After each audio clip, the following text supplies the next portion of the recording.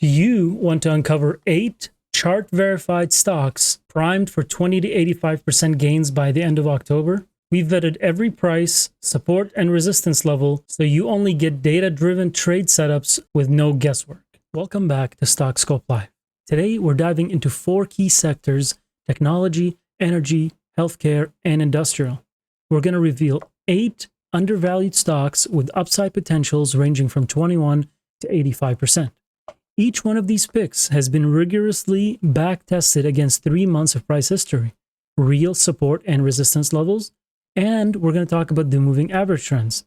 Whether you're a beginner or you're intermediate, you'll get a clear entry zone for each one of these, chart-based targets, and risk management guidelines to help you trade confidently before the end of September. Let's get right into it.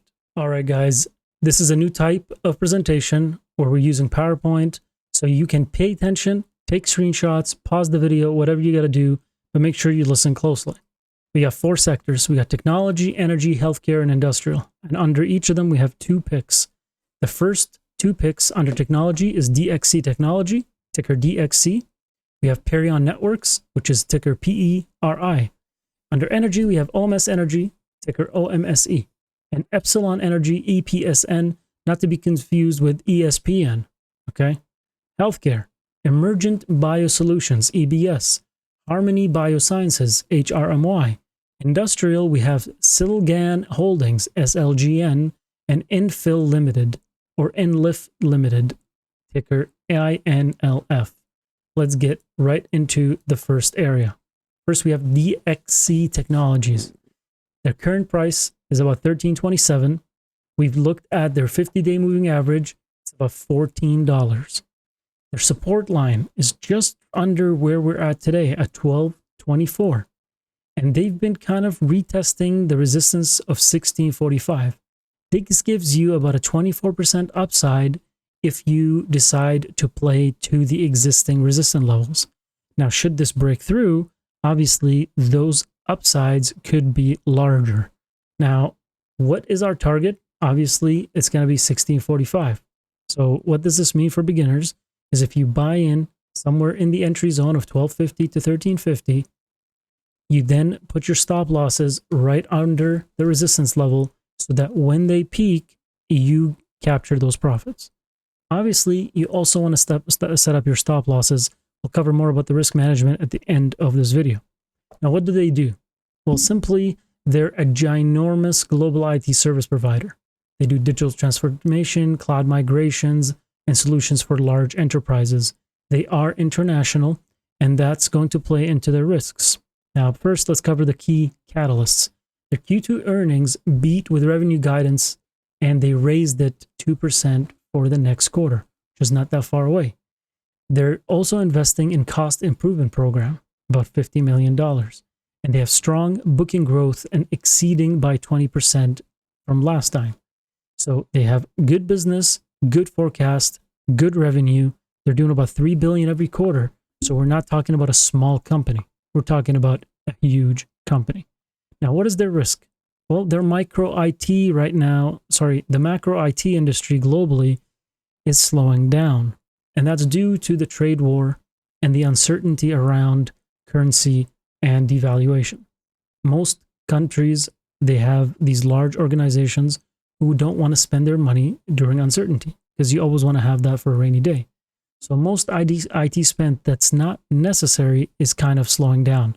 Once we see some positive results, like we saw today, where the number of jobs in the US number of job losses came in under target, and we had GDP growth higher than target, we need to see a couple of quarters like that before people feel more confident.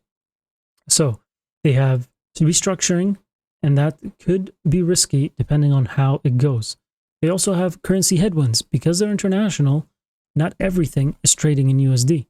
If they sell things or services outside in different countries and they get to trade it back for USD and the USD is weaker, that could give them an upside. But the reverse also is true. If they're going to spend their money from inside the United States outside and the dollar weakens, they're not going to make enough money. Now, if the dollar strengthens, it's the opposite. Money coming from outside is going to translate to less US dollars. and you understand the gimmick. Moving on to the next one in technology, Perion Networks.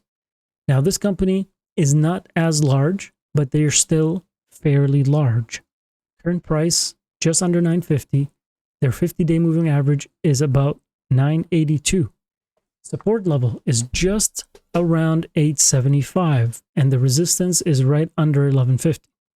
So our entry zone for this one is actually where it is at today, between 9 and 960. And the upside is about 21%. Same.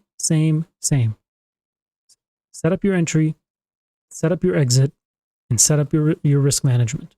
So what do? Well, they're a company for AI-driven supply side for the solutions and connected CTV. They do also advertising for publishers and brands. One of the risks is ad spend cycles, and these are currently in a downturn because we're getting towards a very rough patch in the economy. Companies are not willing to shell tons and tons of cash on advertisement, knowing that the consumer is spending less already.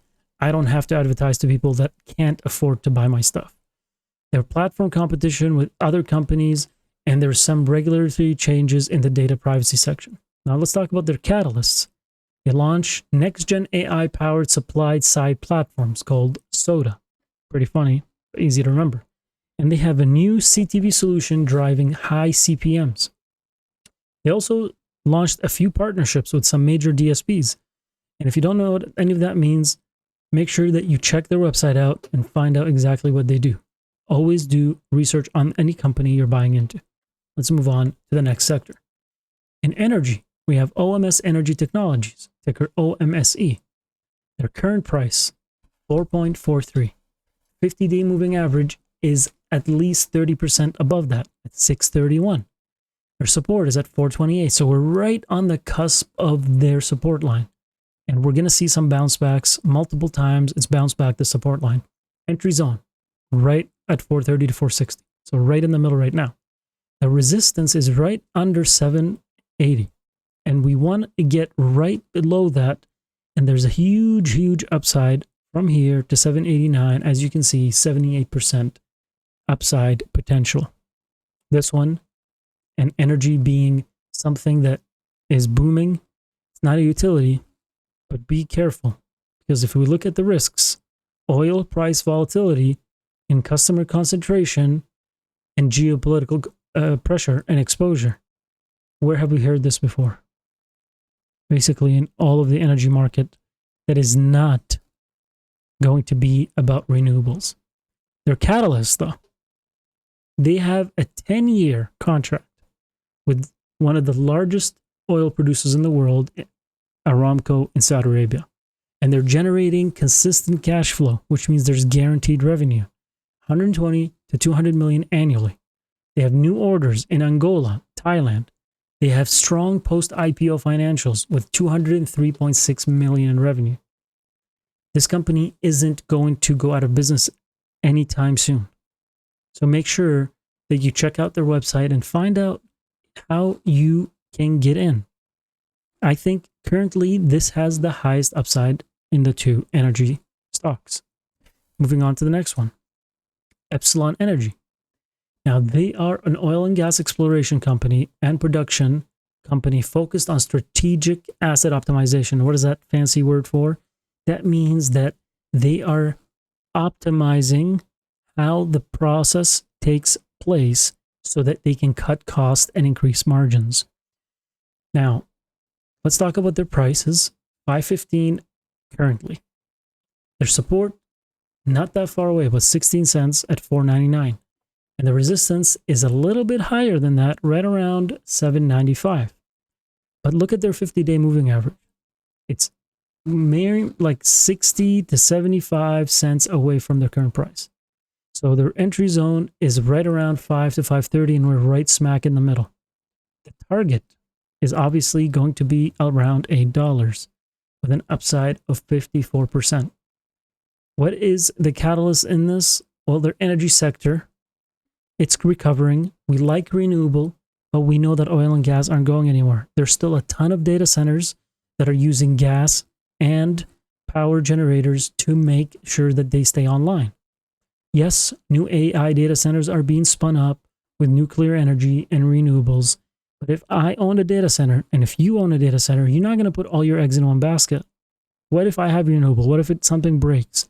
I need multiple sources of energy to hedge them against each other to make sure that I never lose power, because losing power means screeching revenue at zero and reputation. And if your reputation is having 5 nines, 4 nines uptime, you can't lose power. So I don't think gas and oil are going anywhere as long as we need diversification in energy. Let's move on to the next one. We are now looking in the healthcare sector. Some people, when they think healthcare, they don't think biosolutions. They don't think research. They think CVS, Shoppers Drug Mart, London Drugs. But these biosolution companies are making massive moves. This one in particular has been pretty stable, and the upside isn't that big. But they have a very, very strong catalyst coming. And that could be the tipping point that shoots this up 50 to even 80% above the current targets. Let's look at the numbers. 874, the current price. The support is well below that at 562, and the resistance is at 966. What does this tell you? Based on the moving average of 787, this tells you that people are positioning on the upside, knowing that there's going to be this catalyst coming down the line. They don't want to get in too late, but they don't want to get in too early, facing more risks.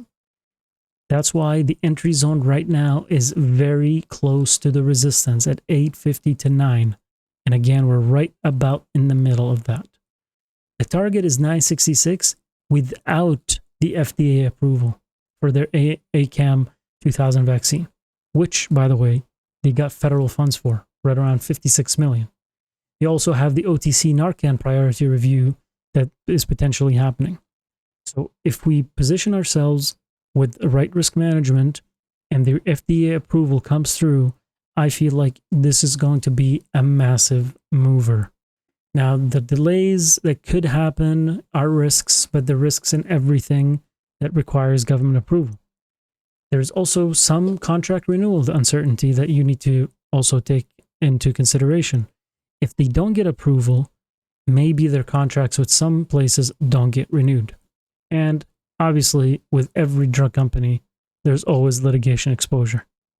So it's nothing new. It's nothing new with any one company. Now, let's move on to the next in healthcare. The next one is also a bioscience company, Harmony Biosciences. Current price around $27, so it's a little bit more higher valuation. Support is right under 26.35, and the resistance is about 38.28. The average moving for 50-day is actually very high at 35.07. So our entry zone is right around 26.50 to 27.50. And our target is obviously the previous resistance. So that gives you about an upside of 42%. How can they make it there? Well, if you look at what they do, commercial stage biopharmaceutical company. They specialize in very rare neurological disorders. And they particularly specialize in narcolepsy treatments. Now, there's not a lot of people doing this specific one.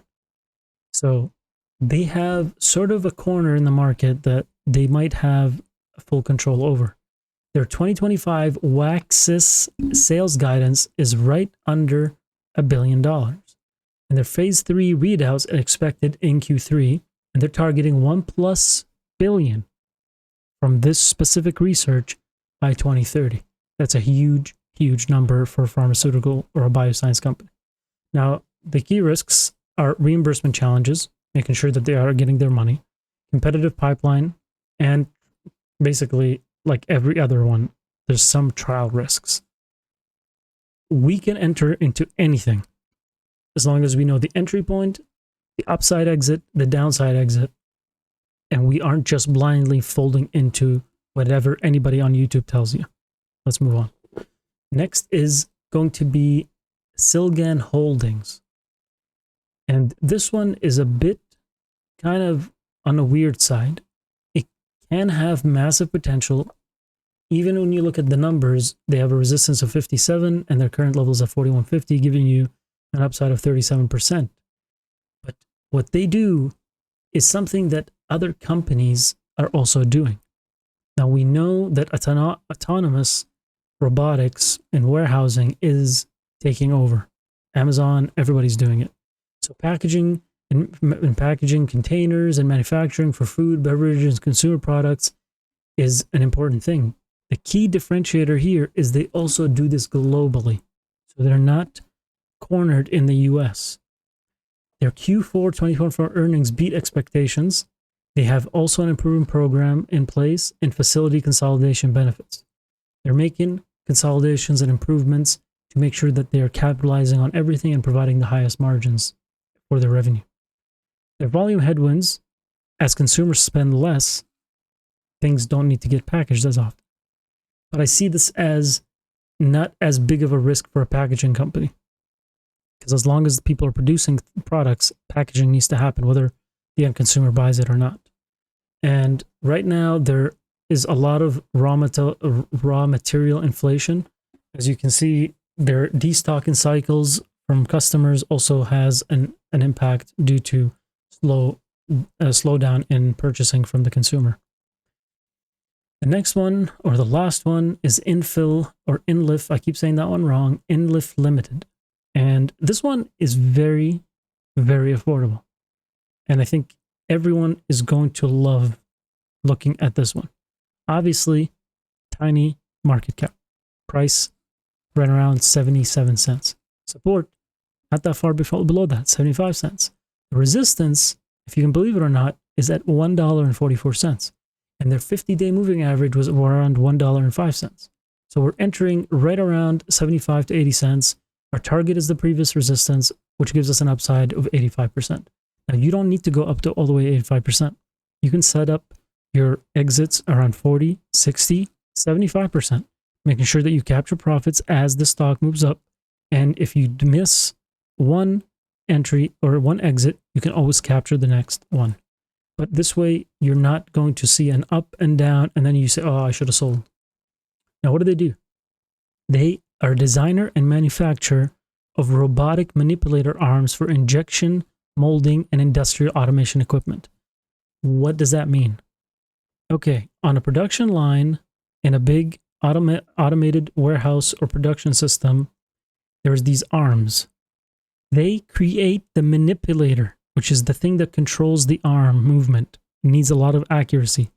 And it's for injection, molding, and industrial automation, which means that every single product that has large production lines needs this controller.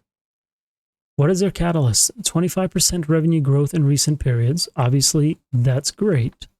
But what's the risk? Well, they're growing. And growth means that you have to execute. Near perfect. We're not saying this has to be perfect execution, but it has to be very good execution for that growth to continue. They're expanding their manufacturing capability. They're making more of what they already do, and it's in high demand. Their global automation markets, they have the tailwinds. There's a lot of momentum behind it. Obviously, there's always going to be risks, especially around market volatility. So make sure that you read carefully about how this is going to work. If you get into it, there's a lot of volatility in smaller stocks. Remember what I said in my other video. Make sure that whatever stock you get into, you check for positions. How much can I risk? What is my diversification? Make sure that you spread it across multiple sectors. You're not confined to one. Always set up your stop losses. I prefer 12%. Some people prefer lower. What it really comes down to is you need to study the volatility of every stock you invest in. How much is the daily change? If it's normal for a stock to move up and down 25%, that means you're getting into a very, very volatile stock, and you might have to set your stop losses higher or get out. If you're not comfortable, don't buy. Now, We are targeting with these stocks September, October. So we're not buying and holding forever. We're buying and selling as soon as we can make the profits. One other thing, check for volume. If you're not comfortable with the daily volume, if it's too low, you might not be able to liquidate fast enough. Let's say a stock starts stumbling for some reason and there's more sellers than buyers. What are you going to do? You got to make sure that you check for volume. High volume means quicker liquidity, and that makes you able to sell your stuff faster. Make sure you subscribe, like this video, and comment with your favorite pick. Give us other feedback around this format. If you like it, if you don't like it, what can be improved? Thank you for watching until the end of the video. And thank you for supporting this channel. I know we're new, but I'm trying to make this a successful channel by presenting as much information as possible that helps as many people as possible. And with your support, we're able to do that. Until next time, stay diversified, stay safe, and I'll catch you in the next video.